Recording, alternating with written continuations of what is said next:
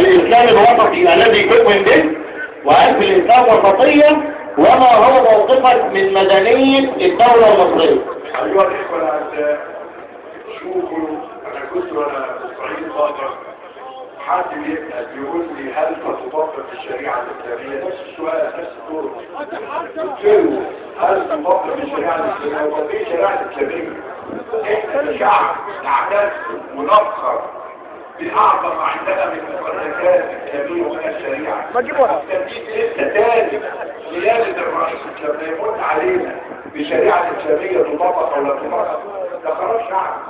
لكن هل الشريعة الإسلامية كانت جايبة أعمار مسؤوليات؟ مش جايبة وحتى اللي مش جايب في القانون والدستور كانت السلطة التنفيذية بتجيبه بالتطبيق. ما هو أعظم ما في الشريعة الإسلامية؟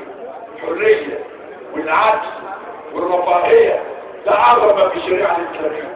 أعظم ما في الشريعة الإسلامية التجاوز اللي الرسول صلى الله عليه وسلم ليس مؤمن من بات جمعان وجاره جوعان.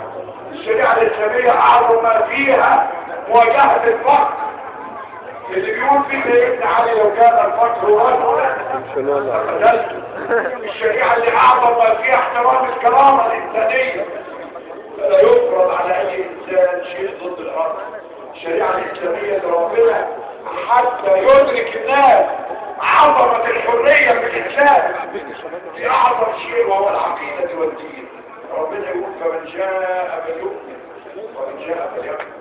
لأن ربنا عاوز مؤمنين يؤمنوا عن قناعة وإخلاص، مش مؤمن عشان خايف من الكفار، مش بيصلي عشان خايف من الكفار، ده بيصلي لأنه بيحب ربنا، بيحب دينه. بناتنا ونسائنا الطاهرات مش محجبات عشان تتحجب على خطاب السجن، لا ده محجبات لأنهم بيحبوا الدين ومؤمنين بيه ومقتنعين بيه. هو هذا هو مفهوم الشريعة الإسلامية عندنا. الشريعة الإسلامية حتى الحدود اللي بيشوهوا بيها الإسلام، الحدود اللي بيشوهوا بيها الشريعة الإسلامية، ويصوروا الشعب المصري أو الشريعة على إذن البطاقة معناه يوزع سكاكين على السلطات ومناقشهم عشان يقطعوا عيد الخلق. أبدا الشريعة الإسلامية بالحدود بتكون واحد كرامتها والحد الأدنى من المعيشة والسكن والعمل والصحة والتعليم والمواصلات. احنا ما يتم توفير كل هذا ويروح واحد بقى بالمجال بجاح يسرق، ده يبقى عاوز قطع ايده، ده عاوز قطع رقبته. هي ده مفهوم الشريعة الإسلامية. الشريعة الإسلامية عدل كلها ورحمة كلها. وانا بقول لكم حضرتكم حتى محدش يلاقي عواطفه، لازم نفهم الشريعة الإسلامية من خلال أساتذة عظام وعلماء أجزاء العالم الإسلامي كله يعتد ويجعله هم ما ناخدش فهمنا الإسلام من كل من هؤلاء. عندنا علماء عظام تعلمنا وما زلنا نتبلد على أيدينا، أمثال محمد الغزالي رحمه الله عليه مع حفظ الألقاب، وعبد الحليم محمود إليه الثابت، وشيخنا عبد الله في عمره الشيخ يوسف القرضاوي. دول هم العلماء اللي المفروض ناخد منهم مفهومنا الشامل والإسلام والشريعة الإسلامية. قول صح يجيك الإسلام وأن المسيحيين بيقابلوك يقولوا له وانت هتطبقوا الشريعة الإسلامية. هذا بالشريعة الإسلامية ويقدر حد يتطبقوا طبقات، بس انتوا خايفين ليه منه؟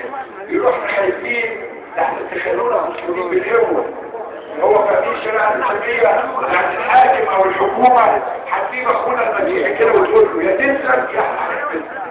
شوفوا قد ايه الخلفة خلفة الجبر الذي لا تعرف الشريعة الإسلامية أصلا. إن المنتج يرسل تخوف السلطان يبقى ممكن مخرج مش بقلبه وبإرادته وباقتناعه، بل يتصور لشرطنا يطلب مننا أن نعمل جيش من المنافقين حتى يكونوا مظلومين. عشان كده ربنا قال للرسول الكريم أعظم بشر في الدنيا فذكر إنما أنت مذكر لست عليهم بمسيطر صلى الله عليه وسلم. ده بيقول كده الرسول. احنا عاوزين بقى حاكم يجي يفرض علينا يديك القوة فضلا على أننا شعب متدين الحمد لله. احنا ما عندناش علمانية ومتطرفة في مصر، مسلمين والمسيحيين وكل الفتن الصهيونية اللي كانت بتشوفوها من اصطناع أجهزة القمح، أجهزة القذارة والعدوان، أجهزة مباحث الدولة اللي كانت بتوقع بين الناس، بين المسلم والمسيحي وبين الإسلام والليبرالي وبين الليبرالي واليساري، عملا بمبدأ فرق تسوي حتى يتفقد النظام هو القوي والشعب الضعيف. شعبنا يعرف جيدا كيف يتدين وعلى أيدي علماء العظام، وشعبنا يكش ويقدس دينه، وشعبنا يحتاج لنظام حكم يحول الإسلام من شعارات وكلام إلى واقع عملي يعيش عليه هذا الشعب العظيم.